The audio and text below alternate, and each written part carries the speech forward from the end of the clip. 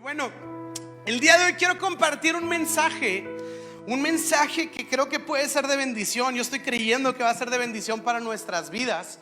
Es un mensaje que no estaba planeado, pero es la continuación del mensaje anterior del domingo pasado. Ahora, si no tuviste la oportunidad de escuchar el mensaje pasado, ahí está en todas las plataformas habidas y por haber. Tenemos YouTube, tenemos Spotify, tenemos Twitter, tenemos Instagram, tenemos Facebook. Aunque no me lo creas, todavía existe Facebook.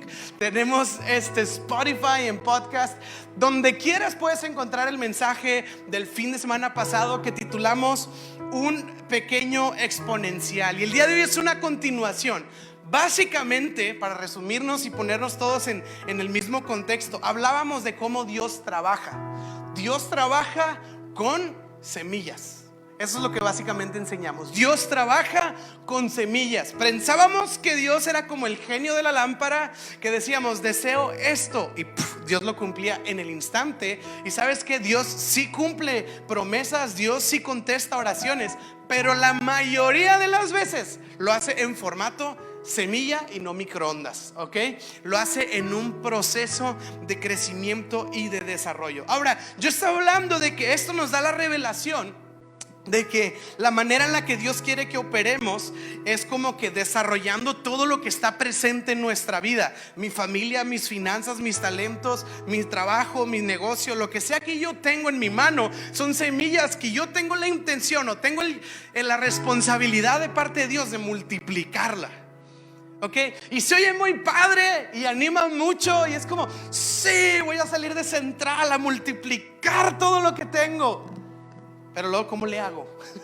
¿Cómo se lleva esto? ¿Cómo se mastica? ¿Cómo se lleva a la práctica? Y no sé si a algunos les ha pasado o no, salir de la iglesia bien inspirado con un mensaje de fe, pero luego el lunes en la mañana decir, ¿y cómo aplica este mensaje de fe a mi trabajo hoy lunes en la mañana, lunes de bajón?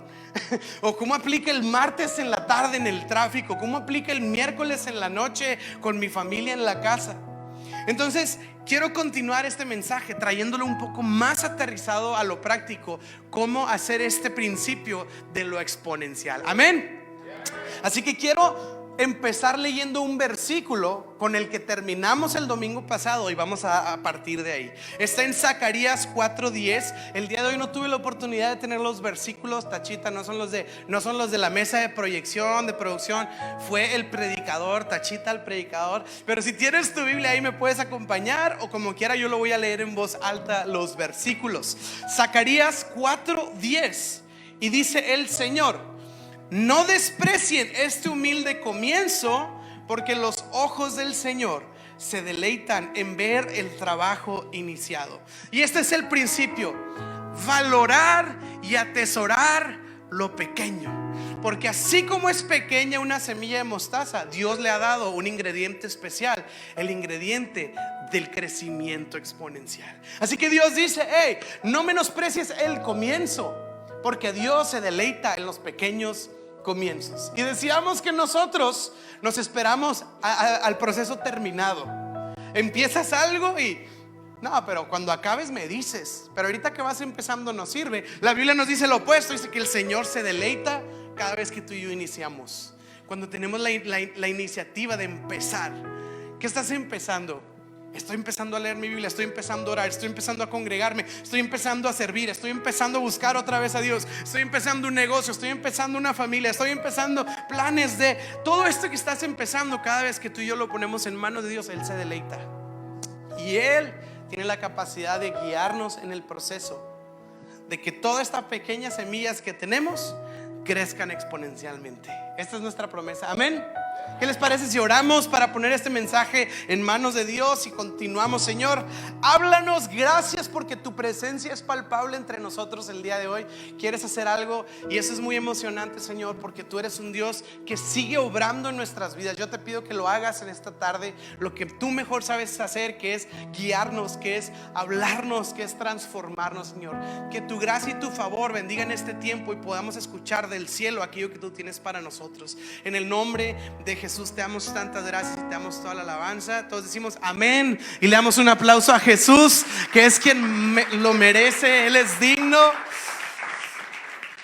Y no sé si te ha pasado, parte de la cultura de Central, que siempre hablamos de la cultura de Central, es que somos una iglesia donde somos reales, ¿ok? Hablamos así transparentes, somos genuinos, somos reales. No implico que otros no lo son, simplemente hago énfasis en que a veces somos muy reales, ¿ok? Y la realidad es que sucede esto. A veces nos pasa, no sé si te identificas con esto, que venimos a la iglesia y se nos habla un mensaje, se nos habla acerca de fe, se nos habla acerca de propósito, algo que nos inspira, algo que nos reta, algo que nos da visión hacia el futuro. Pero luego, cuando queremos ponerlo en práctica, como que cuando queremos verlo llevándose a cabo en nuestras vidas, no solo a veces parece que no se lleva a cabo, sino a veces hasta parece que es lo opuesto. ¿A alguien le ha pasado que dices, estaba empezando a orar por esto y pensé que iba a haber la puerta abierta y haz de cuenta que se cerró más? Si estabas orando para que esta situación buena sucediera y haz de cuenta que se complicó más, y estaba creyéndole a Dios de que este propósito se iba a llevar a cabo y haz de cuenta que lo único que sucedió es que se derrumbó. ¿Alguien sabe de lo que estoy hablando? A veces pasa. A veces pasa. ¿Y sabes qué? Pareciera ser que eso que sucede a veces es algo que nos saca completamente de la jugada. Es algo que nos agarra, como quien dice, nos agarran desprevenidos. Yo esperaba algo y haz de cuenta que por donde no la veía venir sucedió una cosa distinta a la que yo estaba pensando o esperando. Yo quiero decirte el día de hoy que si te ha pasado, no te preocupes, es normal. A todos nos ha pasado, a todos nos ha sucedido, y no quiere decir que Dios no te ama, no quiere decir que Dios no es fiel, no quiere decir que Dios no está contestando tu oración, no quiere decir que Dios te está castigando como algunos lo creen o algunos lo enseñan. No pasa nada. Dios es bueno, Dios es fiel, y te voy a decir algo: Dios sabe lo que Él está haciendo. Él es digno de nuestra confianza, y lo único que quiero decir es, Pedro lo dice, hey, no se sorprendan cuando vengan este tipo de situaciones a su vida, porque es normal. A veces pasa. Vivimos en un mundo caído, vivimos en un mundo con retos, con dificultades. Y sabes, hay un versículo que usamos mucho, yo estoy seguro que la mayoría lo han escuchado. Este versículo de mis pensamientos no son sus pensamientos y mis caminos no son sus caminos, dice el Señor. Y es de esos versículos que imprimes en un imán y lo pones en el refri. Y ese versículo tan famoso, usualmente lo usamos para las cosas malas, ¿verdad? Es como que yo tengo pensamientos de desánimo, pero mis pensamientos no son tus pensamientos. O sea, que los pensamientos de Dios son de ánimo y no como los míos de desánimo. O mis caminos no son tus caminos, y yo ando en un camino difícil, y entonces pienso, pues los caminos de Dios son caminos fáciles o buenos, etcétera. Pero sabes que a veces también aplica para lo opuesto.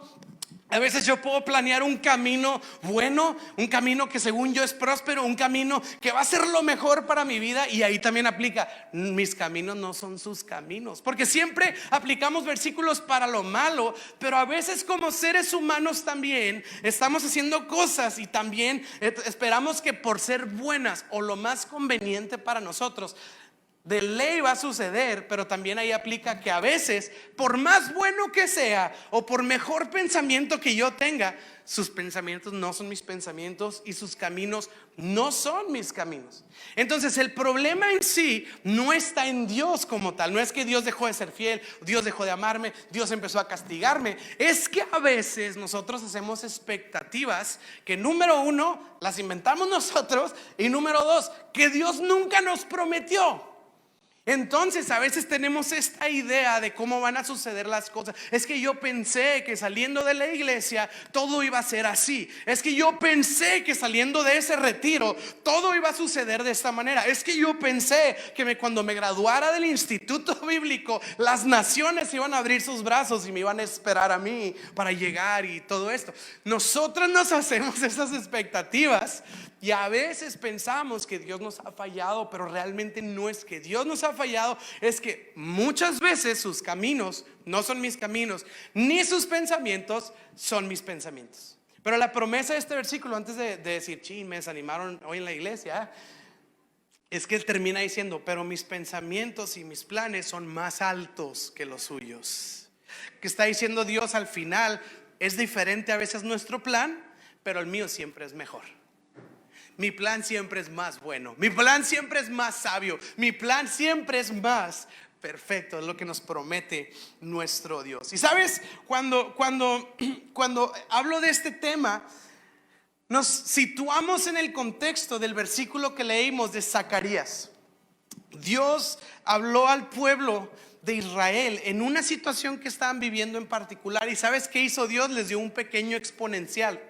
Les dio un plan, les dio un propósito. Pero sabes, yo quiero usar este ejemplo, esta historia en la Biblia, que la voy a resumir porque está enorme la historia, tratando de ver cómo se ve un pequeño exponencial en la vida cotidiana. O sea, cómo Dios obra en la vida de una persona el lunes en la tarde, el martes en la mañana. Cómo se ve el proceso de Dios llevando a cabo su plan en lo práctico. Ok, no me voy a ir a la plataforma solamente de fe, sino que quiero aterrizarme a lo práctico con una historia de la Biblia. ¿Está bien? Sí. Eso, te voy a dar un contexto. Ok, ahí va. Te voy a contar, haz de cuenta, una historia súper resumida.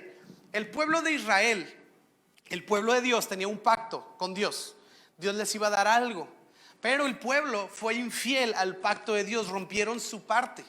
Sí, y entonces hubo consecuencias, y una de las consecuencias fue que un imperio vino y se llevó a todo el pueblo de Israel en cautividad. De ser un pueblo que gozaba de la presencia de Dios y de tierras, etcétera, ahora eran un pueblo cautivo. Estaban literalmente desterrados, exiliados, y eran esclavos y prisioneros. Y luego Dios le habló al profeta Daniel, y Dios le dijo al profeta Daniel Dios le habló al profeta Jeremías, y a Jeremías Dios le dijo: el pueblo de Israel va a estar solamente 70 años en cautiverio, y luego, después de 70 años, van a ser liberados y van a volver a construir el templo, van a volver a relacionarse con Dios, van a volver a ser libres. Entonces Jeremías escribió eso. Más adelante el profeta Daniel, el del foso de los leones, sí, entiende este versículo de Jeremías, y él empieza a orar por la liberación del pueblo de Israel. Y esa liberación comienza, su inicio empieza en un lapso de tiempo de 4 libros de la Biblia que conocemos como Esdras, Nehemías, Ageo y Zacarías. Son 4 libros de la Biblia en 35 minutos de predicación, ¿ok? Entonces, por eso te lo estoy súper resumiendo, pero todo está conectado. Entonces, lo que sucede es que Dios levanta a Esdras y a Nehemías, que son 2 personajes muy importantes, y van con el rey Artajerjes, y le dicen: rey, quiero saber cómo está mi nación. Les llega el chisme y les dice: la nación está destruida, está mal. Nehemías llora, el rey lo ve llorando, le dice: ¿por qué lloras, Nehemías? Y le dice: es que mi nación está destruida. Y la Biblia dice que Dios despierta el corazón del rey, y entonces les dice: ¿saben qué? Regresen a su tierra y reconstruyan su templo. Y se cumple una promesa increíble, porque nace del corazón de un rey malvado, perverso, que tenía esclavos, y que de hecho historiadores dicen que era de los peores reyes que han existido, malvado. Y de repente Dios le cambia el corazón a este hombre. Imagínate que este hombre tiene todos sus esclavos, de los que se aproveche, de los que disfruta, y de repente dice: oigan, esclavos, ¿saben qué? No, si quieren ya no sean mis esclavos, regrésense a su casa, construyan su templo, construyan a Dios, busquen al Señor. Tú dices: ¿qué pasó con este hombre? La Biblia nos dice que Dios despertó el corazón del rey. Y entonces el pueblo entiende: wow, se está cumpliendo algo que, fíjate bien, lo que tenía el pueblo, tenían lo siguiente. Primero, tenían una vida de esclavitud. El pueblo de Dios eran esclavos, pero ellos tenían una profecía que Dios les había dado por Jeremías. Entonces es un pueblo esclavo que está esperanzado en una profecía que les habían dado. Y luego la profecía contenía una promesa. Entonces es un pueblo esclavo que tiene esperanza en una profecía que tiene una promesa. Y de repente empieza un pequeño exponencial. ¿Qué sucede? Dios despierta el corazón de un hombre, el rey. Y Nehemías entiende y dice: este es un pequeño destello de toda la profecía cumplida que viene por delante. Y sabes que la profecía no solo involucraba la reconstrucción del templo, sino que también involucraba la preparación para la llegada del Mesías prometido. O sea, no era cualquier profecía. Entonces, ¿qué sucede? Un comentario del rey, Nehemías capta y dice: el rey me preguntó algo. Quizá sea insignificante una pregunta, quizá no sea tan relevante una pregunta, quizá no esté pasando nada. Pero Nehemías dice: esta pregunta, aunque es insignificante, quizá es el inicio de toda una promesa. Nehemías no dijo: pues que me anda preguntando, como quiera somos esclavos, este tipo que me anda preguntando a mí, no le voy a contestar. Si él me trata mal, ¿por qué lo voy a tratar bien? No. Nehemías prestó atención y dijo: hay una puerta chiquita, pero quizá esa puerta es por donde vamos a entrar todos. Y resulta que sí. ¿Sabes? A veces se nos pasan por alto esas pequeñas oportunidades porque solo prestamos atención a lo grande. Pero sabes que todos los días hay pequeños exponenciales en nuestra vida, que son pequeñas ventanitas que parece que no abren nada, pero quizá si prestáramos atención nos daremos cuenta que son la puertota que está a punto de abrirnos, la promesa de Dios en nuestra vida. Eso está en la Biblia. Moisés estaba en el desierto y no vio un gigante, no vio un gran monte en llamas, vio un pequeño arbusto en fuego.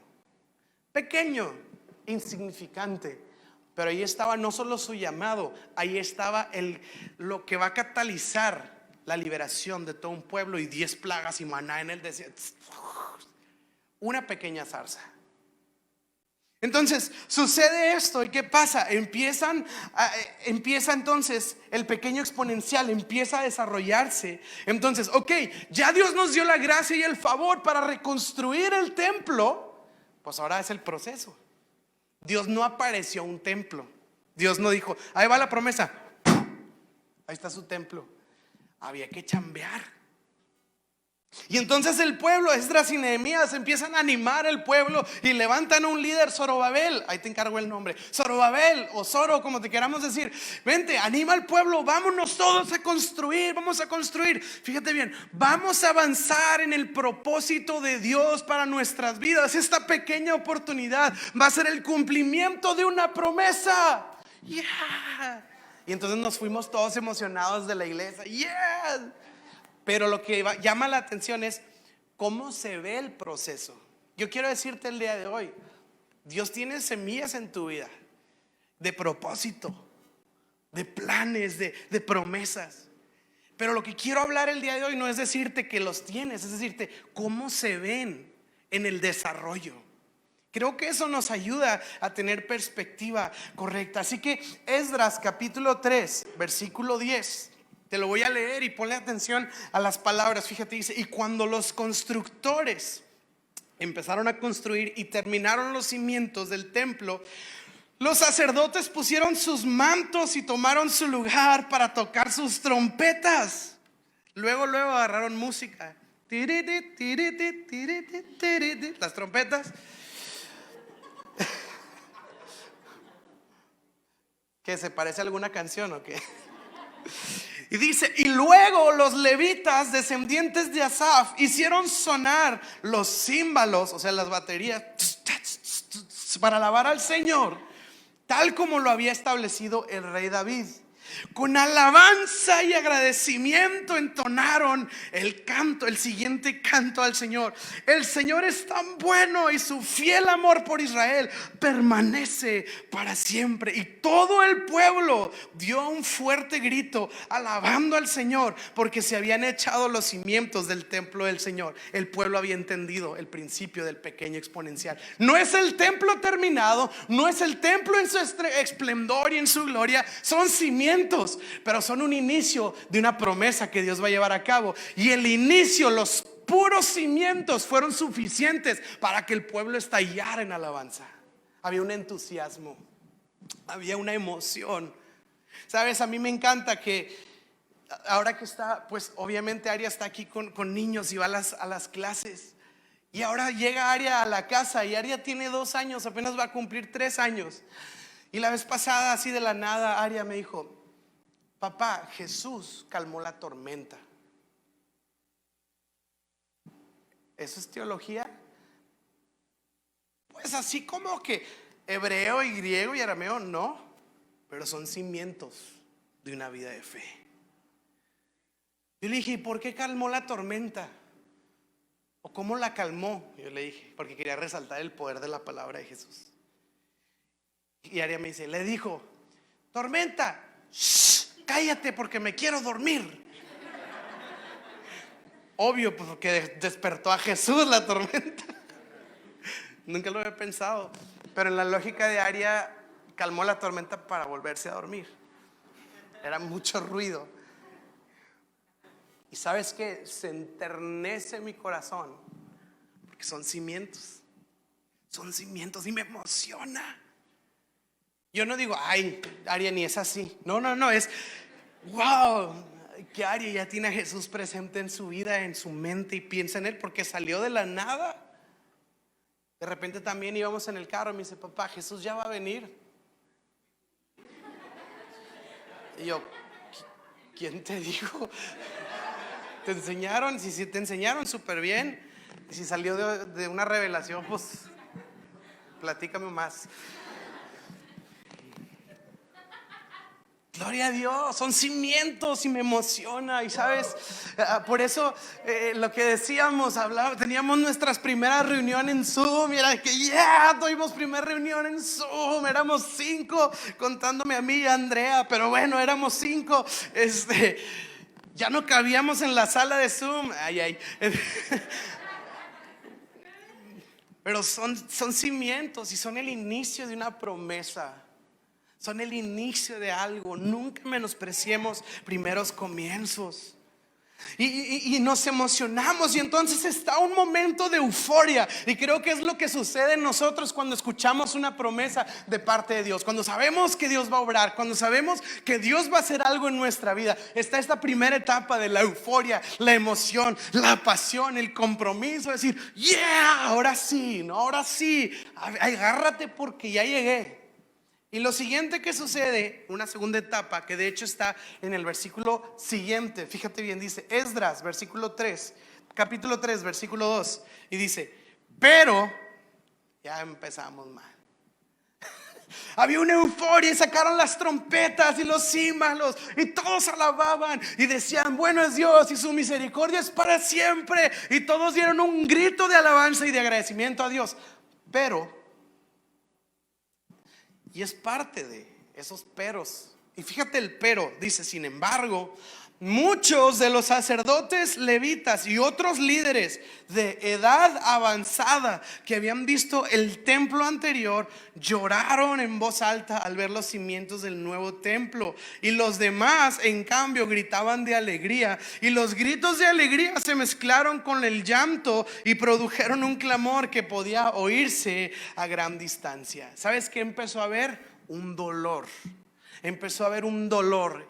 ¿Qué dolor? El dolor de la resistencia al cambio. Por un lado me emociona, por otro lado me asusta, como que me saca de mi comodidad. Por un lado me entusiasma lo nuevo, por otro lado siento raro hacia lo viejo, hacia un apego hacia lo que ya estoy acostumbrado. Por un lado me encanta la idea de caminar sobre el agua, pero por otro lado amo la idea de estar seguro sobre una barca firme que está en el océano. Y es esta tensión, es este dolor cuando Dios nos empuja a avanzar hacia sus propósitos, pero estar nosotros en una zona segura y estar en nuestra zona de comodidad. Y en esta situación en particular, el llanto y el dolor que se desató, te lo voy a decir así, era por nostalgia.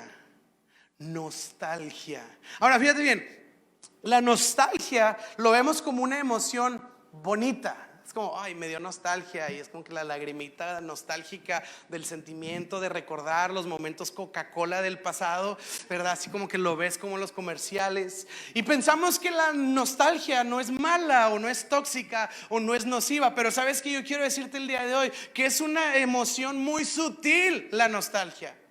Por un lado puede ser buena, pero también tiene la capacidad de ser una emoción súper tóxica. súper nociva para lo que Dios quiere hacer en nuestra vida. Tiene la capacidad de estorbarnos por completo en lo que Dios quiere hacer en nuestras vidas. Te voy a decir cuál es la diferencia. La nostalgia es buena cuando volteo atrás y me hace agradecer en el presente. La nostalgia es mala cuando volteo atrás y me hace menospreciar el presente. Cuando digo, es que antes estaba más padre, es que antes Dios se movía más, es que antes ese era un verdadero avivamiento, es que en mis tiempos realmente eso era vivir el evangelio, es que en otro tiempo era mejor, y aborrezco el presente por romantizar el pasado. Pero déjame decirte que la nostalgia es bien mentirosa, porque le pone maquillaje al pasado. Es como, yo me acuerdo que antes estaba bien padre. O sea, sí, pero no. Es como el pueblo de Israel. Estaban en el desierto, camino a la promesa, y decían, ay, extrañamos Egipto. Por lo menos ahí comíamos carne. No comías carne, eras esclavo. O sea, ellos se imaginaban unos ribeyes en Egipto que nunca sucedieron, pero la nostalgia les hizo pensar que el pasado era mejor que el presente. ¿Por qué? Porque estaban en un proceso de transición.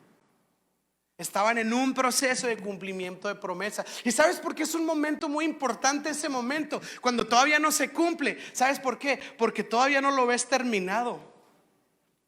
Y como no lo veo terminado, como no veo algo tangible, lo único que quiero es algo seguro. Y cuando volteo atrás, por lo menos puedo ubicar bien mi pasado.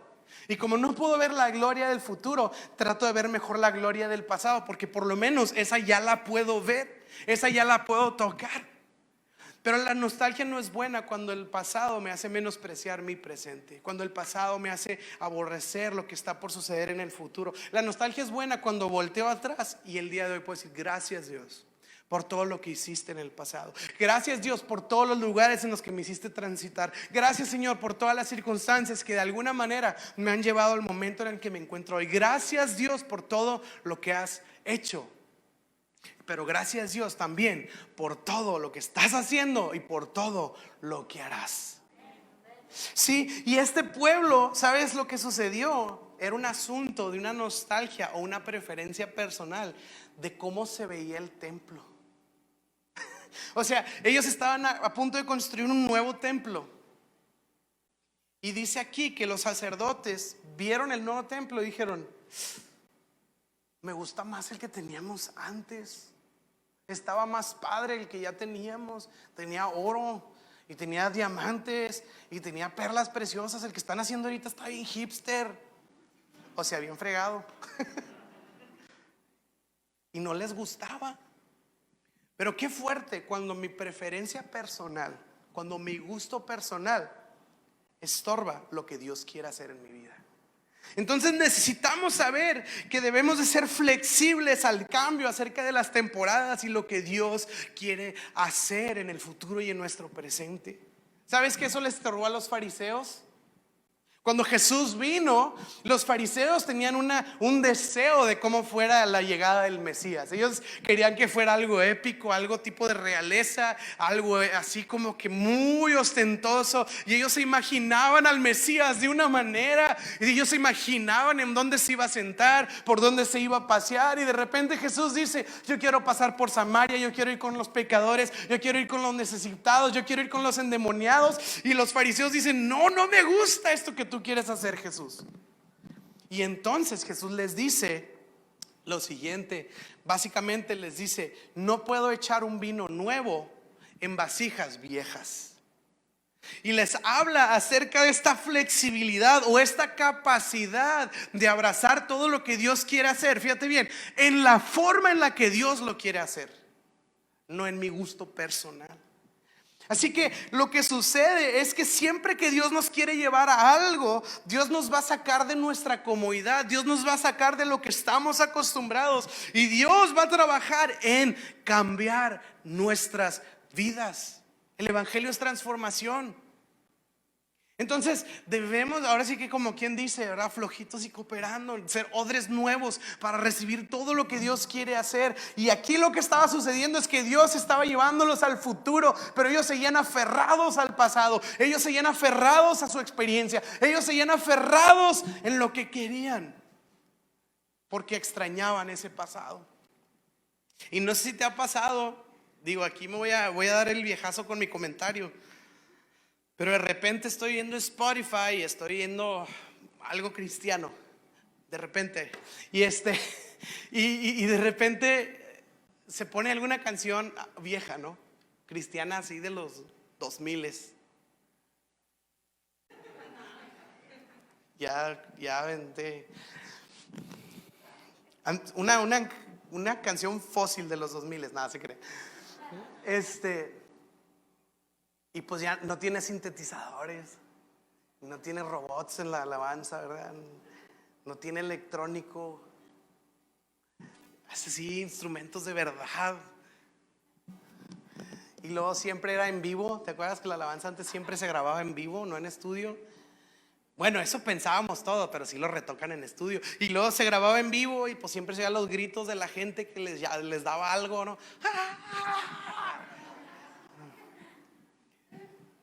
Y yo escucho esas canciones y siento algo. Yo quiero enamorarme más. Yo en la cocina y me da la tentación de decir, esos tiempos. No sé si alguien sabe de lo que estoy hablando. Sí, o sea, y escuchas esa medio distribuido de la mena ahí. En tu presencia nos consume. Es que ahí se movía el Espíritu Santo. Y sí, por supuesto, claro. O vámonos más para atrás. Tu fidelidad es grande. Ahí en la cocina postrado, algo pasa. Sí, está súper bien. Está súper bien. Y sí, son las canciones ungidas. Claro que lo son. Pero también hay que tener cuidado que para nosotros en su momento, cuando oíamos tu fidelidad, era la música rebelde esa de los jóvenes para los abuelos de aquellos días. Y porque ellos querían, Señor mi Dios, al contemplarlos. Ajá, y esa era la ungida de... Y así nos vamos generación y generación para atrás. Pero ¿sabes qué? Seguimos repitiendo lo mismo, que por añorar el pasado y por anhelarlo menospreciamos el presente. Y lo que yo estoy diciendo ahorita es que no hay nada de malo con el pasado. No hay nada de malo. O sea, el domingo pasado cantamos cuán grande es Dios y estalló el lugar aquí en adoración. Pero ¿sabes que también necesitamos tener esta apertura hacia lo que Dios quiere hacer en el futuro? No sea que nos perdamos algo que Dios quiere hacer. Necesitamos ser fáciles para el cambio. Amén.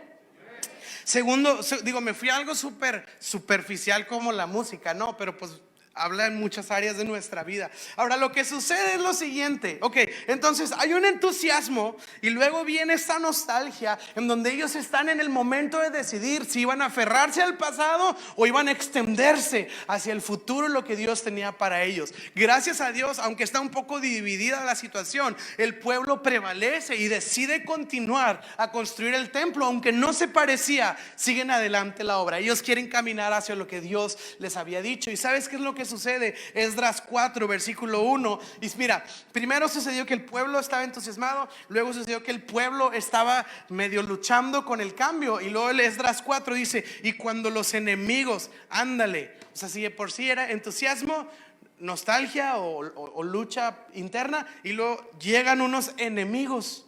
Pero a mí me habían dicho que cuando yo sirviera a Dios, todo iba a acomodarse y todo iba a resolverse y todo iba a ser de color de rosa y todo iba a estar bien y todo iba a estar fácil y todas las puertas se abrirían y todos los caminos se pavimentarían delante de mí y todos me saludarían diciendo, oh, ahí viene el ungido del Señor. Pero la realidad es que no sucede así cuando lo vemos en la Biblia. No solo empieza una lucha interna, sino que ahora viene una situación externa. Es que vienen unos enemigos de Judá. Y mira lo que dicen los enemigos. Y esto es bien importante. Esto es bien importante y es como que la cúspide del mensaje del día de hoy. Y dice: cuando los enemigos de Judá y Benjamín, Esdras 4:1, oyeron que los desterrados estaban reconstruyendo el templo, fueron a ver a Zorobabel y a otros líderes y les dijeron. Hay una promesa, hay una profecía. Ahora hay un proceso, hay cambios internos, pero luego vienen factores externos, como que a tratar de intimidar y de frustrar el proceso de edificación. ¿Y cómo lo hacen? Fíjate bien lo que hacen los enemigos. Está súper interesante. A pesar de que estamos en temporadas en donde las guerras eran comunes, con espadas y lanzas y todo lo que hemos visto en las películas, me llama la atención que los enemigos de Israel no operan de esa manera. No llegan con caballos y ejércitos y espadas y etcétera. Llegan de una manera distinta. Fíjate bien, Esdras 4 versículo 8 dice: el gobernador Rehum y Simsai, el secretario de la corte, escribieron una carta. Escribieron una carta. Y sabes que a veces pensamos que la táctica o la estrategia del enemigo en contra de mi vida van a ser espadas, van a ser lanzas, van a ser guerras, van a ser ejércitos que van a venir en mi contra. Y aquí vemos que dice: básicamente escribieron una carta en la cual le contaban al rey Artajerjes acerca de la situación de Jerusalén. Su táctica fue escribir una carta, un mensaje, simplemente un mensaje. ¿Y qué decía la carta? Y quiero que veas esto, Esdras 4:11. La siguiente carta es una copia de la carta, la siguiente es una copia de la carta. Al rey Artajerjes, de parte de sus leales súbditos y de la provincia situada en el occidente del río Éufrates: rey, debería usted saber que los judíos que llegaron de Jerusalén a Babilonia están reconstruyendo esta ciudad. Ellos son una ciudad rebelde y malvada. Ya han echado los cimientos y pronto van a terminar sus murallas. El rey también debería saber que si esta ciudad se reconstruye y se completan sus murallas, su reino, el tuyo rey, será perjudicado, porque los judíos se niegan a pagar impuestos, los derechos de los aduaneros y los peajes correspondientes. Ya que nosotros somos leales súbditos de usted, no queremos que se deshonre al rey de esta manera. Hemos enviado esta información a su majestad y sugerimos que se investigue, y fíjate bien, en los registros de sus antepasados, en los que descubrirá lo rebelde que fue esta ciudad en la antigüedad. De hecho, fue destruida a causa de su larga y conflictiva historia de rebelión contra los reyes y las naciones que le controlaban. Advertimos al rey que si esta ciudad se reconstruye, sus murallas se completan, su majestad perderá la provincia situada en el occidente del río Éufrates. Y lo que hace el enemigo es sacar el pasado del pueblo de Israel para frustrar su presente. Voy a decirlo así: sacar los registros de los errores del pasado para juzgar, condenar y frustrar la construcción del presente.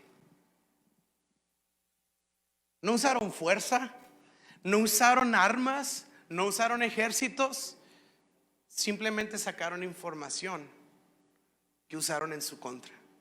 Y sabes que tú lees esto y está súper interesante. Sabes, Esdras 3:24 dice lo siguiente: por lo tanto, a causa de una simple carta, y con esto voy a ir dirigiéndome al final de este mensaje, y es a lo que quiero que prestemos atención. Por una carta, dice, por lo tanto, se detuvo la obra del templo de Dios en Jerusalén, y quedó suspendida hasta el segundo año del reinado de Darío, rey de Persia. Una carta fue suficiente para suspender lo que Dios quería llevar a cabo. Una simple carta. Entonces, entusiasmo personal, y luego son las luchas internas de abrazar el cambio y las cosas que Dios quiere hacer. Pero luego viene la oposición externa. Y me llama la atención que en particular la oposición externa no usa fuerza, sino más bien usa información. ¿Y qué hace? Agarra tu pasado, lo escribe en una carta y lo usa para condenar tu presente. Ahora lo vemos aquí, y aquí sí procedió. Se suspendió, literal, se suspendió. Imagínate el entusiasmo. Sí, la promesa de Jeremías. Sí, la oración de Daniel se cumplió. Sí, estamos subiendo. Sacan una carta hablan del pasado del pueblo de Israel, ¡fum!, se frustra todo. ¿Sabes por qué? No era una carta chismosa mentirosa, era una carta real, porque era verdad lo que del pueblo se hablaba. Claro que habían sido rebeldes, claro que habían fallado, claro que habían desobedecido, claro que todo de lo que se estaba hablando era verdad. ¿Y sabes qué? En estos mismos libros de Zacarías hay una visión de un sacerdote que está delante de Dios, y en ese sacerdote somos representados todos nosotros. Y dice que en esa corte está este sacerdote y está el enemigo de Dios, está el diablo. ¿Y sabes qué hace el diablo? Le avienta lanzas y cuchillos y no. Dice que lo acusa a Josué. Y dice: Josué, tú estás sucio, tus vestiduras están manchadas. Y dice que día y noche acusaba a Josué, el sacerdote. Resaltaba la mugre que había en la vida de Josué. Y Josué estaba invalidado, estaba totalmente inactivo delante de Dios, porque era acusado por las manchas que él tenía. ¿Sabes que en Apocalipsis, cuando te vas hasta el final de la Biblia, Apocalipsis, también se habla de la serpiente antigua o el diablo? Y sabes, le dan un nombre muy particular: el acusador de los hermanos. Porque pensábamos que el trabajo del diablo era así como venir con una trinchera y aparecerse en el vidrio como la niña y todas estas cosas que vemos en las películas y vueltas en la cabeza, y pensábamos un drama, pero es más sutil que eso. Es venir y leer una carta a nuestro oído en donde resalta todas aquellas cosas que son parte de nuestro pasado, para que podamos sentirnos acusados en nuestro presente. Y si yo acepto que esa carta entre a mi corazón, entonces lo que va a suceder es que yo voy a bajar mis brazos, porque me voy a sentir indigno y ya no voy a querer avanzar, y la obra de Dios se va a detener en mí, porque voy a decir: ¿quién soy yo? Yo no quiero ser hipócrita. ¿Por qué voy a la iglesia? Soy un hipócrita. Cuando sea santo voy a ir a la iglesia. ¿Por qué voy a servir si supieran lo que yo he hecho? Yo no soy digno. Como si todos los que estamos aquí en la iglesia sí fuéramos dignos. Y es una simple carta que nos acusa día y noche. Esa es la... ¿Sabes que cuando Juan el Bautista empezó a predicar? Ahora imagínate la predicación: generación de víboras. O sea, Juan el Bautista le daba duro a la prédica. Bola de serpientes. O sea, imagínate. Y entonces llegan los fariseos y la pregunta no es: ¿por qué haces eso? o ¿por qué dices eso? Le dicen: ¿quién eres tú y con qué autoridad haces lo que haces? Se meten otra vez hasta adentro, como diciendo: ¿eres digno tú? ¿Con qué bautizo y con qué autoridad lo haces? ¿De verdad tienes la autoridad? ¿Tienes la capacidad tú, Juan, de hacer lo que estás haciendo? Y esa es la voz, esa es la voz, esa es la voz de recordar el pasado y ser acusados por él. Esa es la estrategia. ¿Y sabes qué? La Biblia nos dice en estos 4 libros que fue una carta y se detuvo 2 años y reanudaron actividades. Otra vez se animaron, Dios les dio una profecía: Zorobabel, levántate. Se levanta Zorobabel, otra vez vamos a volverlo a intentar. Lo vuelven a intentar. ¿Y sabes qué hacen Tobías y Sanbalat, los enemigos? Envían cartas otra vez. No fue otra estrategia, fue la misma, la de siempre, la vieja confiable. ¿Y sabes por qué es la de siempre? Porque siempre funciona. Y entonces envían una carta y la leen y el pueblo se desanima. Y ahí anda Zorobabel: no, ánimo. Es más, miren, es más, lo que sembraron les voy a regresar con intereses. O sea, que así viendo a ver cómo animaba al pueblo. Y el pueblo se animó. Y se animó el pueblo y enviaron otra carta. Hay 4 intentos más de cartas. Pero ¿sabes qué hizo Zacarías y Zorobabel? Recibieron las 4 cartas y decidieron no abrirlas. Y al no abrirlas, lograron construir el templo de Dios y las murallas en un tiempo casi inhumano, imposible. Fue un milagro. No solo trabajaron de una manera secuencial, de que 1, 2, 3, 4, sino que trabajaron de una manera exponencial. En un tiempo que nunca se había visto antes, se construyó un templo y toda una muralla fue reconstruida. ¿Sabes? Me encanta. ¿Por qué? ¿Por qué no abrieron esas cartas? No les dieron entrada a su vida. Yo creo que el día de hoy tenemos que dejar de abrir esas cartas. Yo creo que el día de hoy debemos de dejar de ponerle atención a esas cartas. ¿Sabes que Colosenses dice que Jesús crucificó el acta de los decretos que había en tu contra y en mi contra en la cruz del Calvario? Si ya está clavada una carta en una cruz, ¿por qué la bajamos de ahí, la abrimos y la seguimos leyendo? ¿Y qué si hoy volteamos al futuro caminando y creyendo en la promesa que Dios nos ha dado de que Él va a hacer algo? Jesús va a volver un día y vemos todas las malas noticias, pero al final todo está bien, porque Jesús va a reunir todas las cosas y las va a someter sobre el poder de su autoridad. Todo va a estar bien. Dejemos que esas cartas entren a nuestro corazón. ¿Y cómo lo hicieron? Es la pregunta del millón. Y te lo voy a leer en Nehemías 4:16 y con esto termino. Dice, de ahí en adelante, cuando decidieron ya no leer las cartas, dice, de ahí en adelante la mitad de los hombres trabajaba, mientras que la otra mitad hacía guardia con lanzas, escudos, arcos y costas de malla. Los líderes se colocaron detrás del pueblo, y fíjate bien, dice que edificaba la muralla, y los obreros seguían con el trabajo, sosteniendo con una mano la carga y con otra mano una espada. Y así lograron. Y sabes que la Biblia, cuando habla de espadas, siempre está íntimamente relacionada con la palabra de Dios. Yo quiero verlo así. El pueblo construyó la promesa, cumplió, llevó a cabo la promesa. ¿Por qué? Con una mano se esforzó en trabajar, pero con otra mano tenía sostenida la palabra de Dios, que los ayudaba a defenderse de todo ese tipo de cartas. Y ese cuadro de obreros con trabajo y con espada es el cuadro de cómo tú y yo podemos crecer y avanzar en un propósito de pequeña exponencial, siempre esforzándonos, siempre trabajando, siempre haciendo, pero con nuestra otra mano siempre la palabra de Dios, siempre la promesa de Dios, siempre es la verdad de Cristo en mi corazón y en mis manos.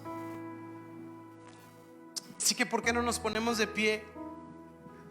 Y el día de hoy yo quiero decirte, Dios va a hacer algo. No dejemos que el pasado, la nostalgia del pasado nos estorbe, y tampoco dejemos que las cartas que vengan a nuestra vida en el futuro, recordándonos nuestros pasados, nos condene en el presente. Me encanta que cuando definimos la Biblia, decimos, la Biblia es una biblioteca con 66 cartas. Así que si el enemigo te manda 5 cartas, todavía tienes 66 con las que podemos contrarrestar el peso de mugres. 5 cartitas. Tenemos muchas otras cartas. Mira, y aunque fuera una de la Biblia, la palabra de Dios es suficiente, como cantamos hace un momento. Así que yo quiero recordarle el día de hoy a alguien: abrámonos al cambio, a lo nuevo. Soñemos con lo que Dios tiene para adelante, y también dejemos de abrir cartas que nos recuerdan nuestro pasado. Dejemos de abrir cartas que nos condenan y nos acusan. Es que siento que no soy digno. Súper bien, nadie lo es. Solo Cristo es digno, y Él nos invita, y esa es nuestra alegría, ser parte aunque no éramos dignos. Amén. Señor, te damos gracias porque tu palabra es suficiente para cada uno de nosotros. Yo te pido en el nombre de Jesús que nos ayudes a avanzar hacia todo aquello que tú tienes por delante en nuestras vidas, en nuestra familia, en nuestra iglesia, en nuestros proyectos, en nuestro trabajo, en nuestra casa, en nuestros negocios, en lo que sea que esté en nuestras vidas. Señor, ayúdanos a avanzar y avanzar el reino a través de todas las semillas que tú nos has dado. Líbranos, Señor, de frustrarnos por añorar el pasado pasado. Líbranos de frustrarnos por la nostalgia de lo que fueron los tiempos de atrás, que a veces llamamos incluso tiempos dorados o tiempos de oro, Señor. Vienen los tiempos, una gloria futura por delante, Señor. Ayúdanos a añorarla, ayúdanos a desearla, ayúdanos a acoplarnos a lo que tú tienes que hacer, ser odres nuevos para recibir todo, Señor, lo que tú tienes. Y también ayúdanos, Señor, a dejar de leer las cartas que nos acusan acerca de nuestro pasado, acerca de nuestro error, acerca de nuestro fracaso, acerca de todo aquello que hicimos, Señor, que nos da vergüenza, que nos acusa, que no nos deja estar tranquilos, y que podamos recordar el día de hoy que Jesús en la cruz del Calvario crucificó, Señor, y destruyó el acta de decretos que había en nuestra contra, Señor. Así que ayúdanos a dejar de leer cartas que nos acusan y ayúdanos a leer las cartas que tú nos has dejado en tu palabra, que nos impulsan. Ayúdanos a creer en tu palabra, Señor. Que la información que nos dé convicción sea la información que obtenemos de tu palabra, Señor, y no de las voces que vienen a acusarnos, Padre. Ayúdanos a avanzar. Te lo pido en el nombre de Jesús. Y todo central dice amén. Le damos un aplauso a nuestro bueno y generoso Dios.